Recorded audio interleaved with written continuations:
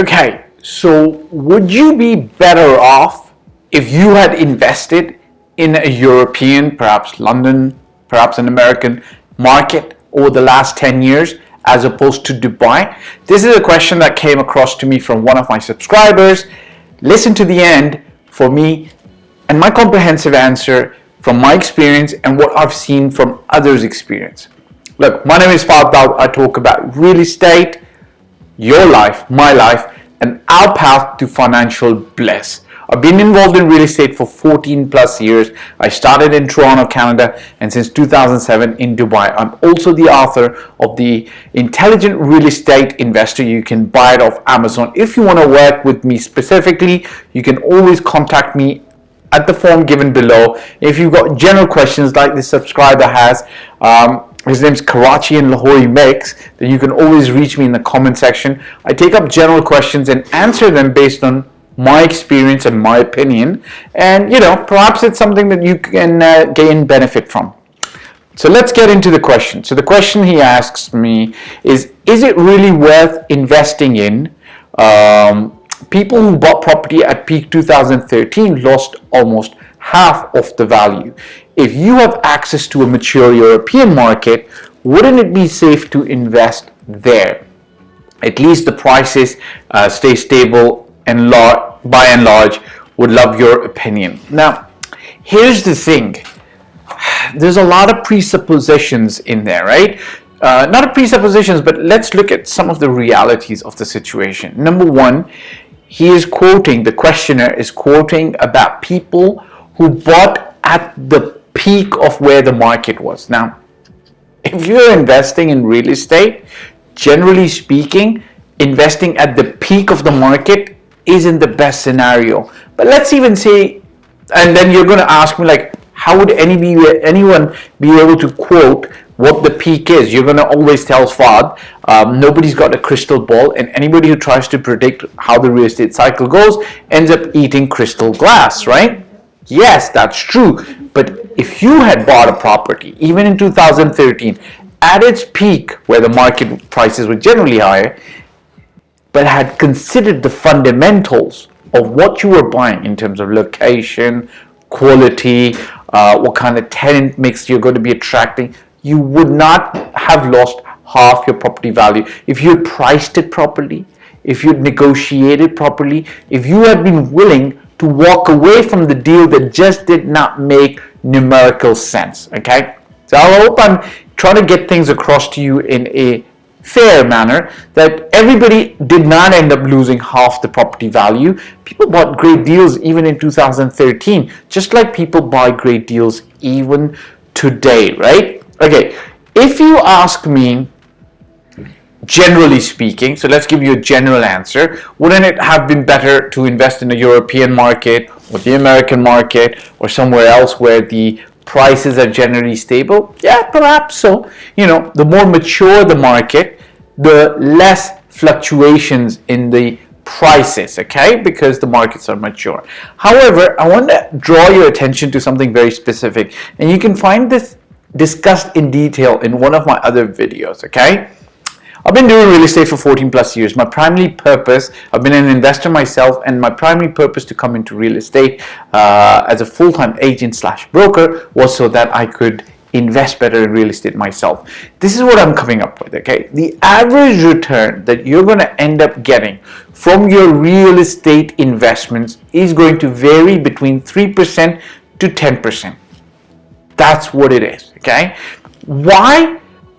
Some of the other things I discuss are going to address this, okay? So now, it doesn't matter where you invest. This is my opinion, okay? I'm not backing it up with any data at the moment, but my personal opinion, you're going to get up to about 3% to 10% in general in any market whatsoever, anywhere in the world. I'm talking about taking into account capital appreciation. I'm taking into account the rental return you end up getting. That's what it is. That's how real estate works out for most people. Why is it so? Okay. The second thing is you need to look at the risk-reward ratio. Okay. When you go into the European markets, the risks are lower and the rewards are also lower, you're going to be touching the year-on-year rental income close to 3%. So markets where capital appreciation is very high, or markets where capital appreciation is not very high but does not fluctuate, like London, like Paris, like Toronto, like New York, your average rental return is going to be closer to 3%. Don't forget there are tax regimes in those countries, so you're paying a fair amount of tax on all your rental income. So you're going to be somewhere between 2.5 in the French Riviera, this has been my experience, to maybe up to maximum of 5% if you're really squeezing hard. Whereas in emerging markets like Dubai, perhaps somewhere in the Far East, perhaps China, perhaps, I don't know a lot of other markets such as China in the Far East, but I know, Cambodia, Thailand, Dubai, your returns in the last 2013, 14, 15 were, I wouldn't say 10%, but we're averaging 8%. 8% was pretty easy to actually get. So now when you think about it, had you bought a property that was decent, so you negotiated well, good location, good pricing, and you were averaging compared to the European market, if you were getting 8% in Dubai, compared to 3% in some of the European markets, you're getting 5% extra rental income, 5% extra rental income over 7 years.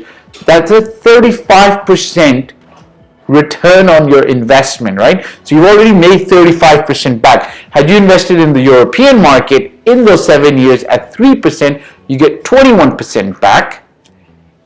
You get 35% back. Had you been invested, 35% is the difference, sorry. That's essentially the difference. So 5 into 7 is 35%. So you would have made 35% more, essentially speaking, right? So that's pretty decent, isn't it? So it comes down to risk, okay?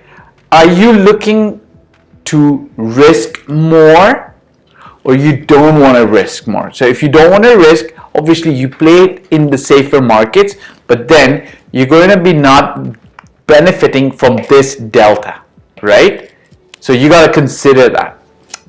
Number 3, what's the value that you are adding to the property? Now, it comes back. Now, I highly encourage you to watch one of those 2 other videos where I talk about, does real estate double your money, okay?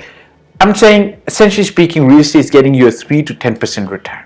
Okay, why is that? Because you pretty much just bought a property, put it on rent, or get somebody to manage the property for you, and off things go, right? How much value are you adding to the property? Now, if you are running Airbnb, if you are, I think in the UK or London, they're called HMOs, I believe, where you've got one single studio style bedrooms that you're renting out. If you're providing other services, if you're adding more value to the real estate transaction or the game, you're going to be able to take more out, right? What do I mean by more value? Look for distressed deals. Just buy at a low price, right? Seek out agents, make them your friend. Be cash ready. So if they call you, you're ready to pull the trigger, but you're only going to be able to pull the trigger if you've added value to yourself as well, which means you learned about real estate and have the precise or prerequisite knowledge to know when you should be pulling on a deal, right? If you got cash ready, $1 million, and an agent calls you and he says, absolute stealer, great bargain, it's market price of $1.5 million, you can get it for $1 million. How are you going to know if the agent is fibbing you, lying to you, or is actually offering you a real deal? Have you added value to your own knowledge base with regards to real estate? If you've done that, you're not going to be a slave to these returns. You're going to go up here. Okay. Anecdotal data. I know one of my friends bought property in London.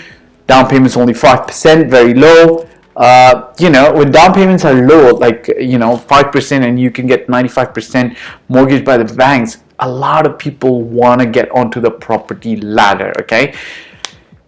At the end of the day, the house wins. Okay. So the developer, the banks, the government, they win, right? Who loses is my friend, right? So he paid 5%, ended up paying high for the property in London. Brexit came about, right? So what if you had invested in London, right? Here comes Brexit. Hello, right? And now we've got this Corona situation. Where would your property price be? Now, what if you had taken the risk of investing in a place in London that made sense and you could benefit from this, or you'd done the proper research and investing in some place that would get you benefit from this?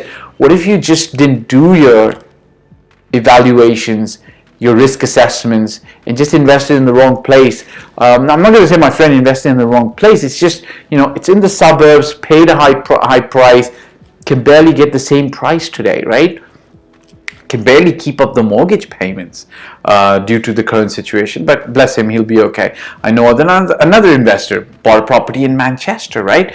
The UK, 10 years later sold it at the same price. Know another investor bought a property in Toronto, had to sell it because the rent was not even covering the rental payments after the taxes and so on and so forth. I know an Emirates airline pilot bought a property in California, couldn't kick the tenant out, so your question's very good at its base level, but you got to assess a lot of other things to know, okay, if what I'm saying is it just true blanket, or there's other things that need to be really looked at. Okay, these are so I just put one other point over there. There are other things that you need to be looking at to assess. You can't blanket say, oh yeah, I should have just invested in the European market, or I should have just. A lot of people invested in Dubai, made a lot of money. A lot of people invested in Dubai, lost money. I personally tell people, 7 out of 10 people in my personal experience lose money in real estate. Unfortunately, you, me, us are not going to be those 7 people, right? We're going to be the 3 people because we're investing and we're listening, right? When I'm trying to share this information with you, it's helping me assess and process this information so that I can access better deals for myself, and you are smart enough to be listening to me, so you're going to be doing the same. Okay, if you have questions in the comment section, if they're general enough, I will answer so that others can get help. If you want to work with me one-on-one, you can reach me out on the form. There is a service fee I do charge for that, but love to work with you. Ciao for now. Bye.